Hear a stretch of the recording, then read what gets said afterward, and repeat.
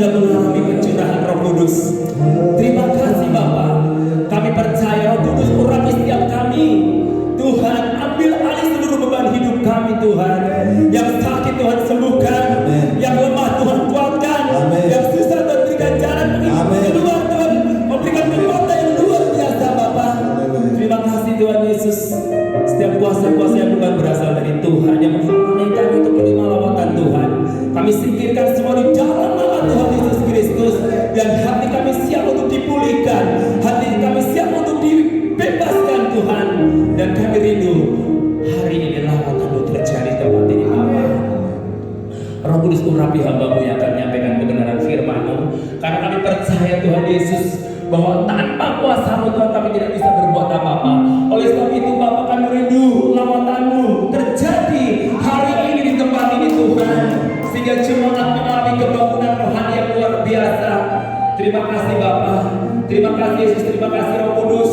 Terpujilah Tuhan dengan kekal selama-lamanya. Yang siap menerima lawatan Tuhan di dalam nama Yesus Kristus, sama-sama katakan, Tuhan Yesus Kristus, Raja di atas segala raja, Dia mati buat kita dan Dia bangkit buat kita.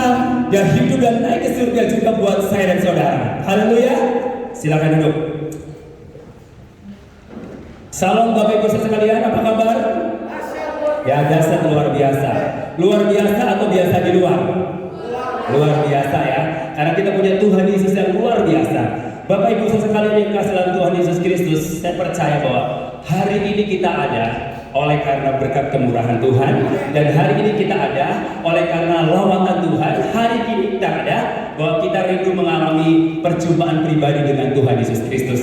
Saudara kekasih dalam Tuhan Yesus Kristus, hari Kamis yang lalu kita mungkin baru memperingati hari kenaikan Tuhan Yesus, dan beberapa gereja ada yang mengadakan kebaktian 10 hari ya, 10 hari untuk memperingati pencurahan Roh Kudus ya, di mana jemaat mula-mula pada waktu Yesus naik ke surga, mereka berada di Yerusalem, kemudian mereka berdoa, memuji dan menyembah Allah, menantikan bahwa kuasa Roh Kudus yang dijanjikan oleh Bapa itu akan dicurahkan ya, saudaraku. Nah, yang menjadi persoalannya adalah begini, saudaraku. Ketika kita sudah menantikan pencurahan Roh Kudus, banyak orang yang hanya memperingati.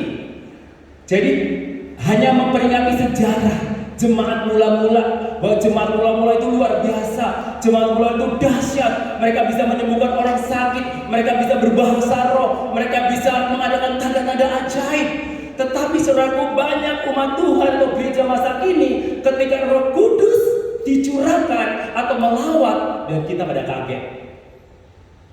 Saya percaya umat Tuhan yang di sini pasti tidak kaget ketika dilawat Roh Kudus. Amin. Siap semuanya? Ya, kita sebagai anak-anak Tuhan harus mengalami artinya hal-hal yang luar biasa, hal-hal yang memang dahsyat. Kan kita percaya bahwa Allah kita dahsyat, Allah kita itu luar biasa, Allah kita maha besar, Dia dahsyat, pokoknya Dia penyembuh, Dia pembebas. Nah, saudaraku, dan apa yang saudara katakan itu harus dialami dan harus dinikmati, sehingga ketika kita punya persoalan, kita punya masalah, punya beban, saudara katakan pada Tuhan bahwa segala perkara dapat kutanggung di dalam Dia yang memberikan kekuatan kepadaku. Amin. Ketika saudara punya sakit penyakit, saudara mengalaminya, saudara jangan stres. Katakan kepada Tuhan bahwa oleh biru-biru Yesus aku sembuh. Nah, itu adalah perkataan firman Tuhan. Dan hari ini saya berbicara tentang lawatan Tuhan ya, bahwa ku diberi kuasa, saya dan saudara diberikan kuasa. Di dalam Kisah Para Rasul 1 ayat 8 berkata demikian. Mari kita buka Alkitab kita atau di PowerPoint. Saudaraku, Kisah Para Rasul 1 ayat 8 berkata begini, tetapi kamu akan menerima kuasa kalau Roh Kudus turun ke atas kamu, dan kamu akan menjadi saksiku di Yerusalem dan di seluruh Yudea dan Samaria dan sampai ke ujung bumi. Dan saya percaya hari-hari ini dan saudara dan saya adalah orang-orang yang sudah memiliki kuasa Roh Kudus. Siapa di sini yang memiliki kuasa Roh Kudus? Angkat tanganmu. Atau bingung, soalnya gak pernah mengalami tanda-tanda ajaib, soalnya kadang-kadang kalau sakit juga takut dan sebagainya. Saya percaya kita semua misalnya kalau mengalami sakit yang berat itu takut, karena pada umumnya orang takut mati, betul nggak? Betul? Yes, semua orang pada umumnya takut mati. Ya, kenapa? Ya karena ingin menikmati kehidupan di dunia ini ya lebih lama lagi. Ya, bahkan Kairin Anwar berkata, aku ingin hidup 1000 tahun lagi. Ya, boleh. hidup 1000 tahun lagi, yang penting sehat-sehat, betul nggak? Tapi kalau cuma didorong kursi roda, kita nggak bisa kemana-mana, pasti banyak orang yang pengen cepat pulang, betul? Ya, ibu saya itu umur 97 tahun. Setiap saya pulang bilang, aduh, saya pengen cepet pulang. Saya pengen cepet pulang. Kenapa? Karena sudah nggak bisa menikmati, nggak bisa kemana-mana, saudara. Tetapi kalau masih sehat, kuat, pasti nggak mau pengen cepet-cepet pulang ke surga. Pasti ingin menikmati hidup-hidup ini dan enjoy, gitu loh. Dan bisa pergi kemana-mana. Kenapa, saudara? Saya katakan seperti itu. Kalau orang yang sudah memang, ya sudah waktunya mungkin dipanggil Tuhan, mungkin udah bosan hidup karena nggak bisa kemana-mana. Tapi yang masih energik, yang masih kuat, pasti ingin terus hidup dan sehat. Bahkan dipanggil Tuhan pun waktu masih sehat gak apa-apa, jangan sakit-sakitan, betul nggak?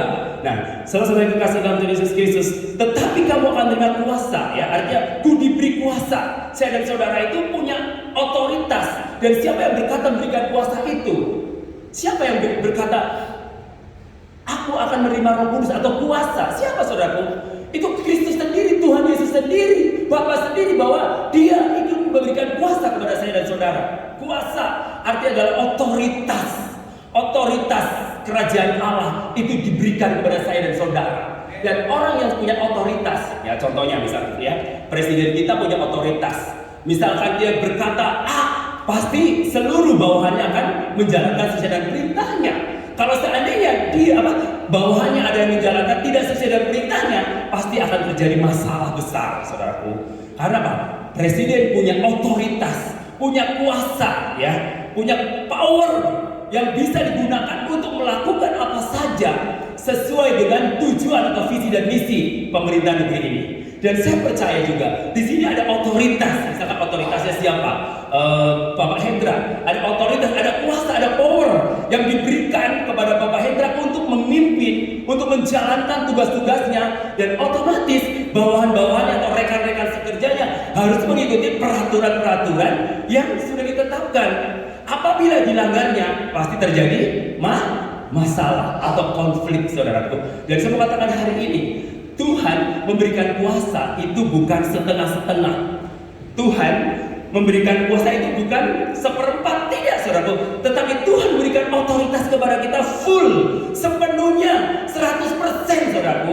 Jadi saudara jangan ragu-ragu ketika kita jadi anak Tuhan. Kita sudah jadi anak Tuhan, sudah pegang kunci otoritas kerajaan Allah, dan kita masih bingung. Seperti apa? Seperti seekor ayam, ya, dia tidur di atas tumpukan padi, tapi dia mati akhirnya, mati kelaparan. Aneh enggak? Aneh enggak? Yes, banyak orang Kristen yang seperti itu. Dia berada di dalam kuasa otoritas Tuhan, tetapi tidak bisa melakukan apa-apa. Sehingga ketika dia punya problem atau masalah, dia bukan cari atau punya otoritas untuk memperkatakan dengan iman, tetapi dia masih bergantung kepada orang lain atau mungkin orang-orang pintar yang bisa memberikan solusi atau jalan keluar. Padahal kita punya otoritas atau kuasa, dan hidup kita itu ditentukan oleh apa? Hidup kita ditentukan bukan oleh perkataan orang, bukan oleh perkataan manusia, orang-orang di sekeliling kita, tapi hidup kita itu ditentukan oleh perkataan Tuhan. Makanya saya mau katakan, saudaraku, ambil itu otoritas itu supaya kita tahu bahwa kita adalah anak-anak Tuhan yang punya power. Sehingga ketika kita punya power, kita bisa berkata apa saja. Maka dari itu, saudaraku, kita sangat berhati-hati dengan mulut kita. Mulut kita itu penuh dengan kuasa. Ketika kita mengeluarkan sesuatu, itu pasti bisa terjadi karena kita punya kuasa. Makanya mau hati-hati gunakan mulut kita, agar mulut kita itu benar-benar mengeluarkan perkataan-perkataan yang positif, yang bernilai tinggi, sehingga ketika orang mendengarkan perkataan kita, itu mereka diberkati Tuhan. Jadi mulut kita itu berfungsi dan punya power, saudaraku. Makanya hati-hati, saudaraku. Kalau kita berkata kepada anak kita, jangan, oh kamu ini bodoh, masa nilainya jelek terus. Otomatis itu adalah doamu terhadap anakmu, dan anakmu ini akan menjadi orang yang bodoh. Oh, kamu itu dasar nggak tahu diri. Nah, ketika kamu memarin anakmu, dasar nggak tahu diri, berarti itu perkataanmu sedang mendoakan anakmu agar anakmu menjadi anak yang tidak tahu diri. Jadi jangan salah, ketika nanti kalian sudah tua, Tuhan anaknya tidak menghormati dan menghargai, tidak merawatmu, karena itu doamu pada waktu dia masih kecil, saudaraku. Saya mau bukakan begini, saudaraku. Hati-hati gunakan mulutmu Penuh dengan kuasa, otoritas. Saudaraku, mengerti sampai di sini? Yes. Gunakan otoritas itu. Maka saudara yang kasih dalam Tuhan, bahwa kita benar-benar harus punya kuasa. Kenapa, saudaraku? Jangan kita coba memperingati, nggak dilarang, saudaraku. Tetapi kita juga harus mengalami. Jangan cuma membaca Alkitab, itu adalah sejarah, bukan. Tetapi kita harus mengalaminya. Karena firman Tuhan yang dituliskan oleh Roh Kudus adalah firman Tuhan yang hidup, bukan firman yang mati. Firman yang hidup, ingat itu. Firman yang hidup, dan firman itu menghidupi kita, dan kita hidup di dalam firman-Nya. Ketika firman itu hidup, maka ada sesuatu yang luar biasa yang keluar dari hidup kita.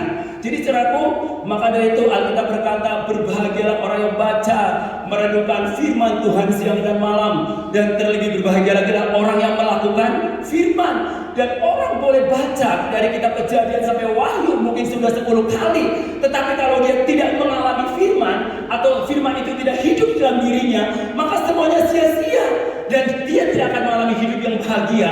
Karena orang yang berbahagia itu bukan hanya sekedar membaca firman, tetapi dia juga melakukan firman Tuhan. Memang saudaraku, melakukan firman Tuhan itu sesuatu yang mungkin susah-susah gampang, betul gak? Bayangin, kita ditampar pipi kiri, berikan, ditampar pipi kiri, teplok, berikan pipi kanan, ya kan? Terus kita ditonjok oleh lawan kita dibilang, berkatilah musuhmu, ampunilah dia. Nah, kita ribut mungkin sesama kita, wah, ampunilah dia. Terus pada waktu kita berdoa, memberkati dia. Nah, itu adalah kebenaran firman. Dunia berkata, kalau misalkan pipi kirimu ditampar, gantian pelunggu datang, gitu kan? Kata orang Manado itu ya, ditonjok, gitu kan? Artinya berbalas-balasan. Tapi Alkitab berkata, berikan pipi kanan. Artinya gini, saudaraku, kita lapangkan dada dan memberikan pengampunan dengan sabar, ya, kerendahan hati. Saya percaya kok, kemarahan itu bisa dilawan dengan apa? Kelemah lembutan. Karena saya banyak mengalaminya, ya. Pernah teman saya waktu di kampus sudah marah-marah sekali, bahkan sudah bawa suka bawa kayu lah untuk pukul saya. Saya langsung samperin, dalam nama Yesus gak perlu begini. Akhirnya gak jadi, saudaraku, malah dia minta maaf. Coba kalau dia bawa kayu, gak bawa pisau, pasti ribut terjadi perkelahian. Maka dari itu, kenapa orang ribut terjadi perkelahian? Karena apa? Karena egois, ya, mementingkan diri sendiri. Harga dirinya diinjak-injak. Dia tidak mau diinjak-injak karena merasa, wah, harga diriku itu sangat mahal. Padahal saudaraku yang kekasih dalam Tuhan Yesus Kristus, kalau kita ingin belajar seperti Yesus, menjadi serupa dengan Yesus, ya, Yesus itu rendah hati banget. Ya, dia disalibkan, ya. Pada waktu disalibkan dia harus pikul kayu salib. Terus sampai ke Bukit Golgota, goro-goro, ya ada orang yang memang tergerak untuk bantu. Tapi sebelumnya udah dicambukin, ya kan, sampai berapa kali, udah babak belur, cambuk ujungnya pakai paku lagi. Tapi tidak sedikit pun dia membalasnya. Kenapa? Dia punya visi yang jelas dan tujuan hidup yang jelas. Makanya goalnya buat dia adalah menyelamatkan saya dan saudara. Sampai di kayu salib sebelum menjelang kematiannya, dia katakan apa? Ampunilah mereka, karena mereka tidak tahu apa yang mereka lakukan. Dan kalau saudara melihat orang-orang yang mungkin harga dirinya diinjak-injak dan ngamuk-ngamuk kepada saudara nggak usah balas. Tapi saudara berkata, ampunilah dia, karena dia tidak tahu apa yang dia lakukan. Dan saudara yang tahu, saudara harus lakukan. Dan bagaimana bisa terjadi kalau terjadi perdamaian seandainya saudara anak-anak Tuhan yang tahu tentang kebenaran firman, tetapi menjadi sama dengan mereka yang tidak tahu tentang kebenaran firman. Apa gunanya saya dan saudara? Dan Alkitab berkata, kamu adalah garam dunia, kamu adalah terang dunia. Bukan kamu harus menjadi garam dunia, bukan. Kamu adalah, berarti identitasmu itu sudah digarisbawahi oleh kebenaran firman. Siapa yang percaya kepada Yesus Kristus, dia adalah garam dunia, dia adalah terang dunia. Artinya bahwa dimanapun saudara berada, itu harus bermanfaat bagi orang-orang di sekelilingmu. Ketika engkau berbuat itu dan lakukan itu, saya percaya banyak orang-orang yang percaya dan mengenal Tuhan dengan benar karena melihat kehidupanmu. Karena apa? Karena saya dan saudara surat Kristus yang hidup. Surat Kristus yang hidup itu gak perlu kita berkoar-koar, saya orang Kristen, saya anak teologis, gereja saya di sini. Wah, diperkenalkan. Wah, gelar saya itu pendeta. Gelarnya itu pendeta, profesor, doktor, STH, MIT. Lah, udah sampai panjang banget, sampai susah nulisnya, saudaraku. Dan nggak perlu itu yang kita perkenalkan. Saudaraku, dengan sikap hidup kita, perbuatan kita, mereka tidak tahu siapa orang ini. Siapa orang ini? Kenapa baik sekali? Kok sabar? Bisa nggak dicaci, dia diam aja, malah tersenyum, smile, saudaraku. Kenapa anak-anak Tuhan bisa seperti itu? Karena ada kuasa Roh Kudus yang ada dalam hidup kita. Ketika Roh Kudus ada, maka ada sukacita. Betul? Ya, ada lagu kan, anggur baru tercurah, penuhi umatnya dengan sukacita. Nah, anggur baru tercurah, penuhi umatnya dengan buka pepaya. Ya kan? Apa arti sukacita? Sukacita berarti gembira. Gembira itu berarti sesuatu yang keluar dari dalam diri kita, yang tidak terbendungkan, nggak dibuat-buat. Bukan pura-pura baik, bukan, saudaraku. Tetapi really, sungguh-sungguh bahwa dia adalah orang yang penuh dengan sukacita. Ingat, Alkitab berkata begini, hati yang gembira adalah obat yang manjur, semangat yang patah melarikan tulang. Ketika hidup penuh dengan Roh Kudus, maka melimpah dengan sukacita. Dan sukacita itu bukan dibuat-buat, tapi sukacita itu betul-betul lahir dari kedalaman hati yang paling dalam, karena ada power of Holy Spirit di dalam hidup kita, sehingga melahirkan sukacita yang luar biasa. Jadi sukacita yang tidak dibuat-buat, saudaraku. Beda kalau sukacita dibuat-buat, misalkan ketemu, Juan, aduh luar biasa kamu ya, gantengnya Paul Juan. Ya, nggak ketemu Juan banyak nyebelin kadang-kadang. Orangnya nggak fair katanya.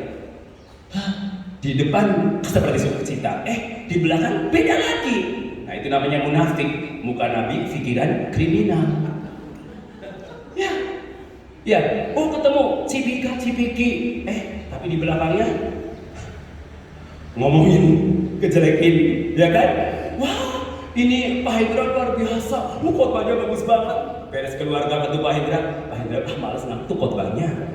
Beda, saudaraku. Tapi kalau lahir dari Roh Kudus, Pak Hendra A, di sana juga Pak Hendra A, gitu kan? Bukan pada waktu ketemu Pak Hendra A, ketemu dengan Tuhan, bilang Pak Hendra itu B. Nah, udah beda lagi kan? Kenapa? Karena pura-pura baik, bukan pura-pura Batak ya. Oke. Nah, saudara, ketika Roh Kudus itu dicurahkan, ada tanda-tanda yang luar biasa yang kita akan terima. Nggak perlu kita pakai jimat-jimat, nggak perlu, saudaraku. Nggak perlu kita berusaha untuk bagaimana pergi ke kuburan, ya kan? Supaya nanti dapat kain kafannya kita dibongkar, karena di situ ada power, ada kekuatan dahsyat. Kalau kamu bisa ambil itu kain kafan milik orang yang sudah meninggal, dan kemudian kamu bisa menghilang, ya kan? Bisa terbang, kuntilanak kali. Ya, semua katakan hari ini ada tanda-tanda yang luar biasa. Kalau kamu punya power of Holy Spirit dan kamu nikmati itu power itu. Nah, jangan sampai seperti seekor ayam yang sampai mati kelaparan yang berada di atas tumpukan padi. Nah, banyak orang Kristen yang imannya mati, padahal dia seperti tiap hari atau seminggu 7 kali, 7 kali dalam sehari aku pergi ke gereja. Bayangin 7 kali dalam sehari. Ada nggak yang di sini 7 kali dalam sehari pergi ke gereja? Boleh. Gereja kan itu ada gedungnya, saudaraku. Ini church, ini adalah gereja. You adalah gereja. Kamu adalah gereja, saudaraku. Meskipun kamu mau pergi pindah, kamu tetap gereja. Meskipun izinmu tidak dikeluarkan di sana, kamu tetap gereja. Waduh, nggak bisa ibadah. Waduh, gimana ya? Pusing, saudaraku. Nggak usah pusing. Kita adalah gereja. Gereja bisa relation, hubungan dengan siapa? Dengan Tuhan dan dengan sesama. Buat apa saudara 7 kali dalam sehari gereja tapi punya musuh banyak? Berarti hubungannya tidak baik dengan sesama. Kalau hubungan baik, hubungannya tidak baik dengan sesama, nggak mungkin, nonsen, kok baik dengan Tuhan. Yang sesama kelihatan aja kamu nggak baik, apalagi yang tidak kelihatan, makanya itu bullshit dan bohong, ya kan? pembohong bapak segala pendusta, ya kan? Bilang, oh saya itu, udah bekerja tiap minggu, bahkan sehari 7 kali. Kalau bicara relation, gereja itu hidup, inilah gereja. Kalau ini ada gedungnya aja, saudara, gedungnya makanya tadi, waduh nanti segala dibongkar, ya nggak apa-apa, ya kan? Anggapnya dia bangsa Israel, ya kan? Kemahnya dibongkar sana, dan tidak lagi sini, ya kan? Tapi bangsa Israel kan, Tuhan kegeritem, ya kan? Tetap menyertai mereka, toh, dimanapun mereka berada, ya. Bahkan disertai tiap awan, tiap api, karena penyertaan Tuhan sempurna. Di padang gurun pun yang tidak ada apa-apa, jadi ada apa? Karena ada Tuhan, karena tangan Tuhan sanggup mengubah padang gurun menjadi taman Eden, namanya Tuhan.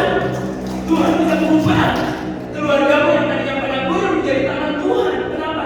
Karena ada Holy Spirit, ada kuasa Roh Kudus yang mengalir dalam kehidupan keluargamu. Ketika Roh Kudus mengalir dalam keluargamu, pasti engkau akan terus berjuang untuk mempertahankan sebuah keutuhan rumah tangga. Kenapa? Karena ada sukacita yang besar. Gak ada keluarga yang sempurna. Saya mau tanya, siapa di sini keluarga yang pernah bertengkar atau cekcok? Ada nggak?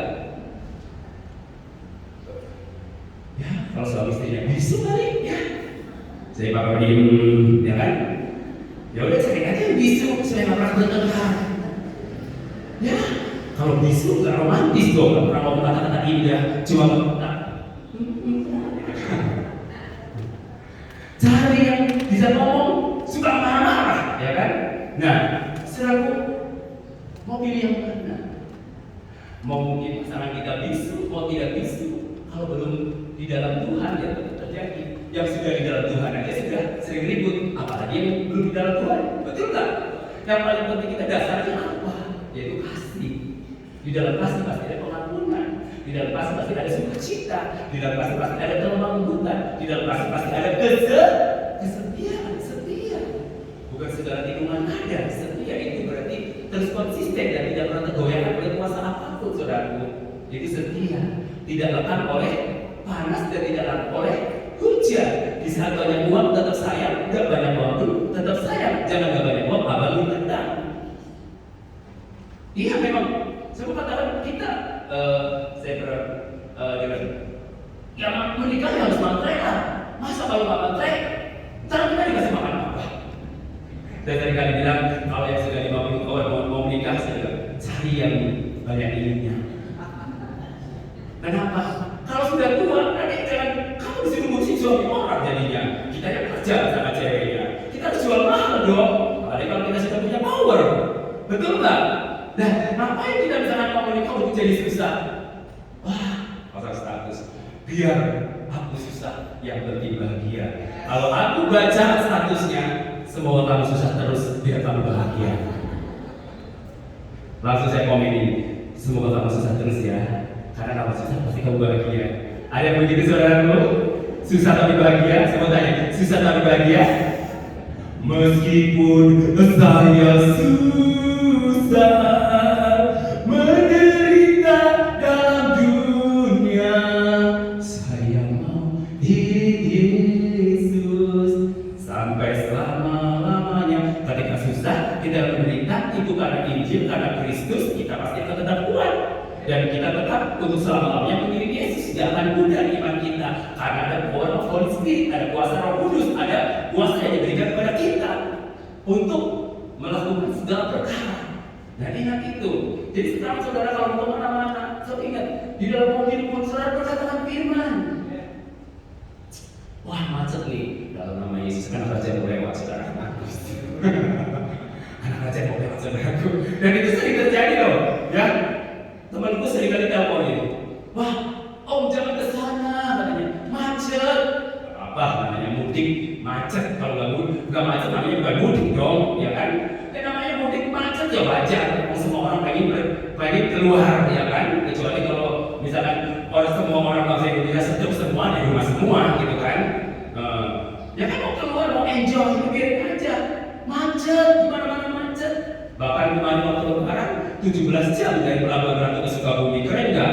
Keren. Itu membuktikan bahwa sejahtera makmur masyarakat Sukabumi. Dan di tempat saya, waktu saya pulang ke Gobong, Mbak Eni mau ke pantai aja udah berdesak saya berdempet-dempetan saudaraku yang kasih. Tapi saya punya hikmat, pergi pagi-pagi, pulang cepat, jadi nggak kena macet.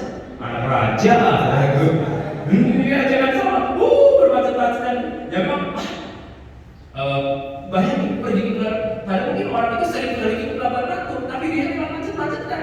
Senang saudaraku, berarti membuktikan ketika macet, ekonominya sejahtera, bangsa Inggris itu makmur. Coba kalau Sukabumi sepi gak ada mobil sama sekali, semua orang jalan kaki, berarti miskin gak bisa beli mobil misalnya, ya betul kan? Oh masyarakatnya mau nggak bu? Kok enak ya nggak macet? Doa aja supaya nggak macet, berarti penurunan ekonomi.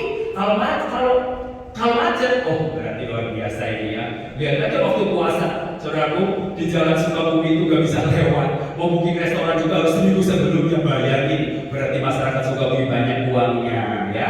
Kalau bohong kalau gak banyak uangnya, ya.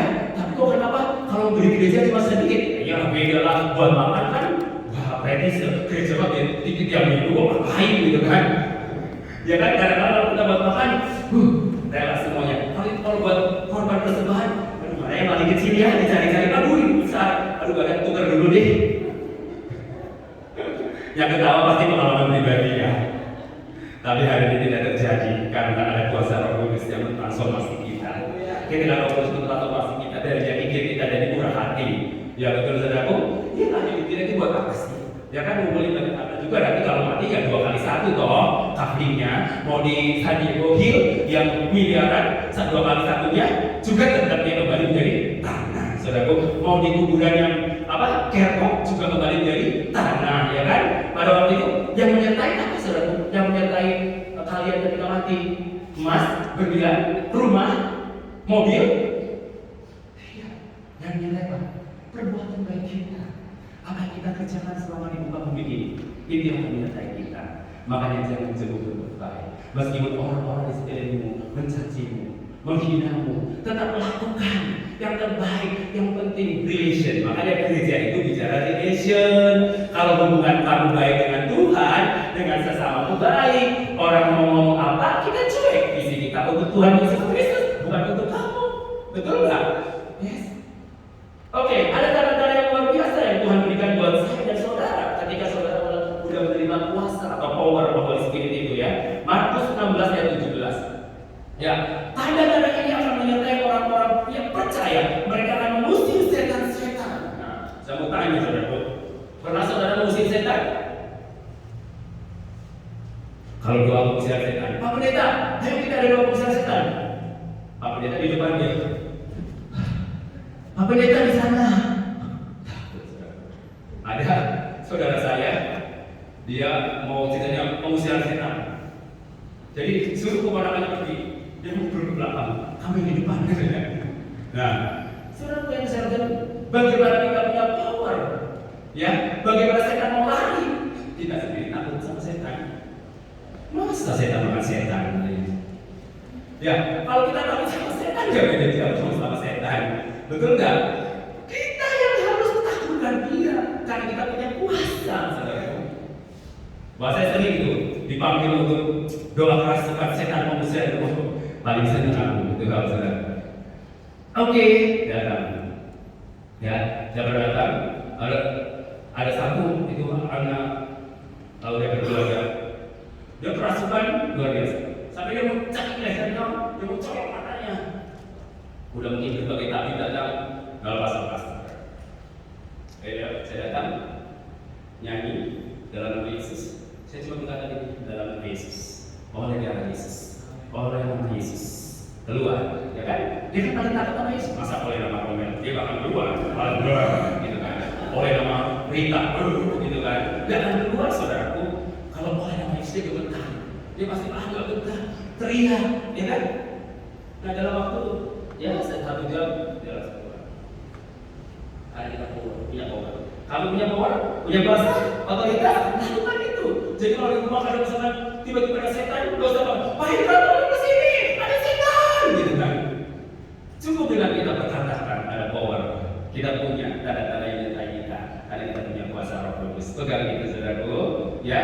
Jangan, mereka banyak melakukan mujizat ya, waduh, pergi ke air, dia melakukan mujizat pergi, pergi keliling ya. Tapi kita sendiri yang mengalaminya. jadi cuma cerita. Ya, nah, banyak orang yang cuma baca Alkitab, mendengar sejarah, jadi itu hanya sebagai sejarah, tapi bukan menjadi pengalaman. Nah, ini saudaraku, jangan cuma sejarah. Firman Tuhan itu bukan sejarah, tapi really, realita terjadi sesungguhnya dan hidup, bukan hanya dulu saja, tapi sampai sekarang dan sampai selama-lamanya dia tetap hidup.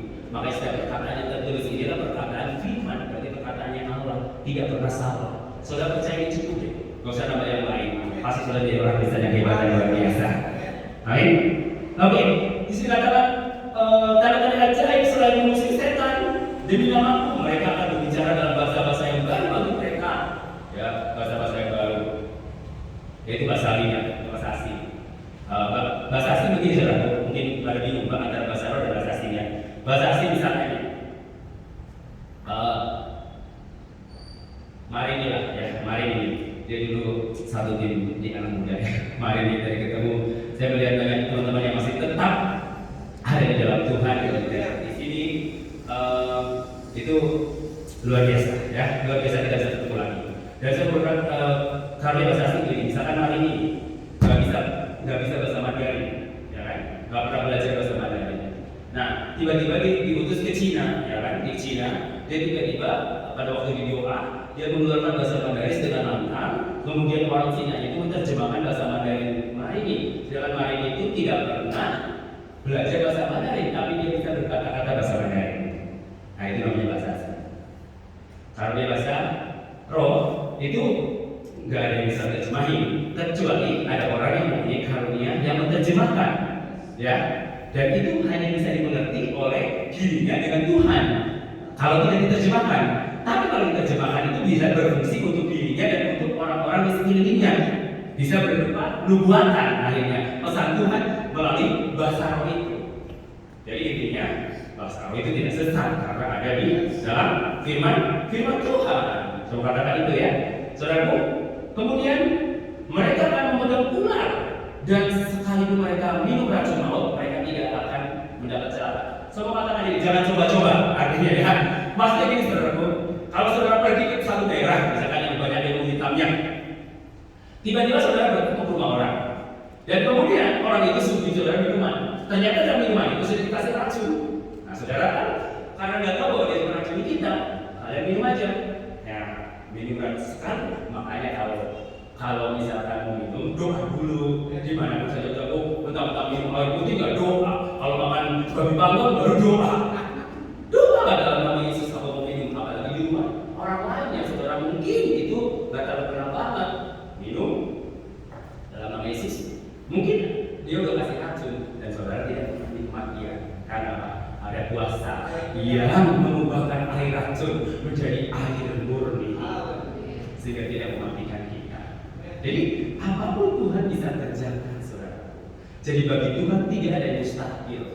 Kuasanya tidak berubah dari dulu sekarang sampai selama-lamanya. Suamimu, istrimu boleh berubah, tapi Yesus tidak pernah berubah. Pendetamu atau majelismu bisa berubah, tapi Yesus Kristus tidak pernah berubah dulu, sekarang dan selama-lamanya. Misalnya, dia sekarang sudah berubah ya.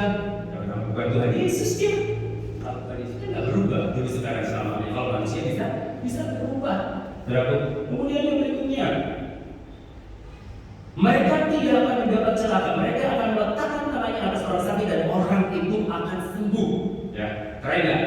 Nah, saya bertanya, ini ditujukan kepada orang yang sekolah teologi atau yang pendeta saja atau majelis saja atau untuk semua orang? Semua orang percaya. Iya, semua orang percaya termasuk saya dan saudara. Saudara bisa meletakkan tangan atas orang sakit dan orang itu akan sembuh ketika engkau mendoakannya dengan iman. Ya, dalam nama Yesus, oleh dulu Yesus, aku yakin pasti sembuh. Ya, kita percaya bahwa Yesus Kristus kuasanya tidak pernah berubah dulu, sekarang dan selama-lamanya. Teman-temanmu boleh berubah, istrimu boleh berubah, anak-anakmu boleh berubah, dan tidak boleh dengan kamu atau suamimu boleh berubah. Tapi kita punya kekuatan yang luar biasa yang tidak pernah berubah, yaitu Yesus Kristus Tuhan kita. Haleluya. Bahwa Yesus Kristus, makanya kita punya tugas bahwa ketika ada kuasa kita diberikan untuk apa? Kemampuan untuk bersaksi. Ya. bersaksi di mana? Pertama di Yerusalem, kemudian Yudea, Samaria. Itu berbicara apa? Artinya berbicara kepada semua bangsa, baik yang dekat dengan kita kan tinggal Sukabumi, ya kan?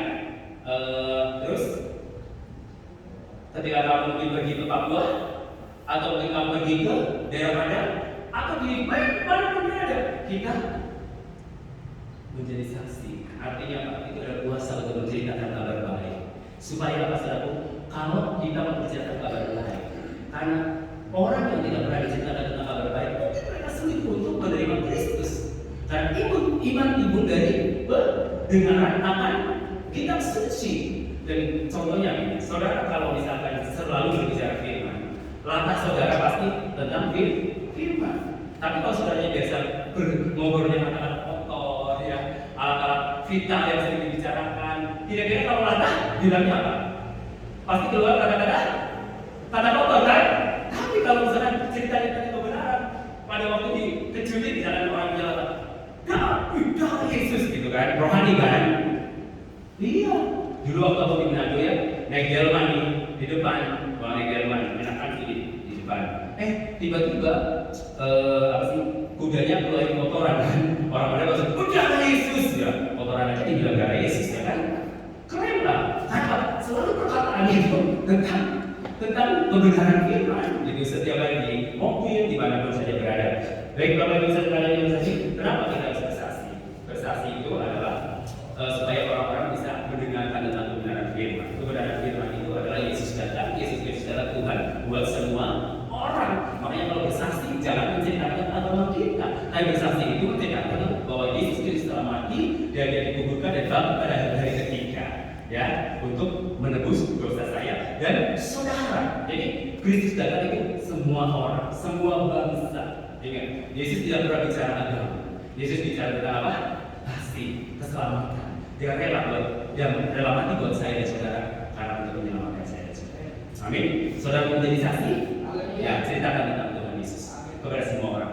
Karena Yesus Kristus datang untuk semua bangsa, untuk semua orang. Tidak seperti untuk kuasa, untuk menunjukkan banyak hal untuk kemuliaan Tuhan. Haleluya. Tuhan Yesus memberkati. Mari kita bangkit semua. Haleluya. Thank you Lord, terima kasih. Kita siapkan hati kita, Roh Kudus biar terus memulihkan hidup kita. Yang memiliki akar pahit, kita percaya Tuhan sanggup pulihkan. Rohmu yang hidup.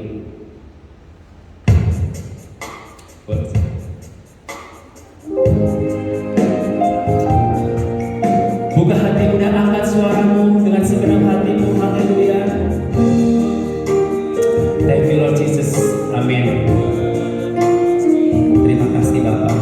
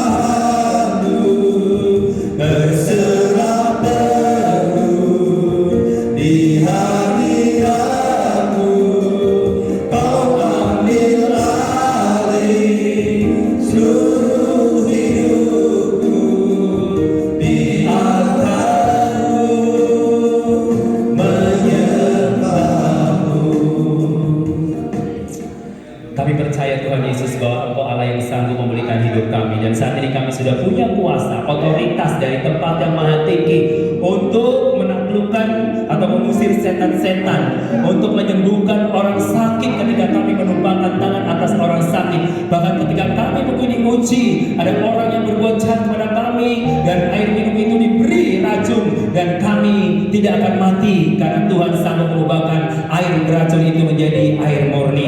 Terima kasih Tuhan Yesus, kami percaya Roh Kudus akan terus meneguhkan iman kami, umat-Mu, jemaat-Mu, sehingga yang sakit berkata, oleh biru-biru Yesus pasti aku sembuh. Yang bermasalah berkata, oleh kuasa Tuhan pasti aku dapat memperoleh jalan keluar yang terbaik. Terima kasih Tuhan Yesus, terima kasih Roh Kudus. Saat ini kami menyerahkan semua kegerakan Tuhan untuk gereja di tempat ini, sehingga umat-Mu akan mengalami terus lawatan Tuhan. Kebangkitan rohani setiap hari akan terjadi bagi jemaat di tempat ini, sehingga tiap hari jemaat atau umat Tuhan makin hari makin bertambah yang datang kepada Tuhan Yesus Kristus, dan berikan kami kemampuan dan keberanian untuk kami menjadi saksi buat orang-orang di sekeliling kami, untuk memberitakan kabar baik bahwa Yesus Kristus adalah Tuhan bagi semua orang. Terima kasih Tuhan Yesus, terima kasih Roh Kudus, berkati setiap kami ya Tuhan. Hari ini seluruh umat-Mu, bahkan pemimpin gereja ini diberkati oleh Tuhan. Pak Hendra dan keluarga, hamba-Mu Sri Marta dan hamba-Mu Lucy diberkati oleh Tuhan, pakai mereka menjadi alatnya Tuhan, dan teman-teman mereka yang lain menjadi tim pelayanan, baik worship leader, singer, dan juga pemain musik, tim multimedia, semua diberkati oleh Tuhan di dalam nama Yesus Kristus. Terima kasih Bapa, terima kasih Yesus. Biar semuanya itu kebenaran yang memerdekakan kami, dan firman itu hidup dalam hidup kami, sehingga kami melangkah dengan pasti untuk melewati hidup kami. Terima kasih Bapa, terpujilah Tuhan kekal selama-lamanya di dalam nama Yesus Kristus yang percaya dan diberkati Tuhan sama-sama.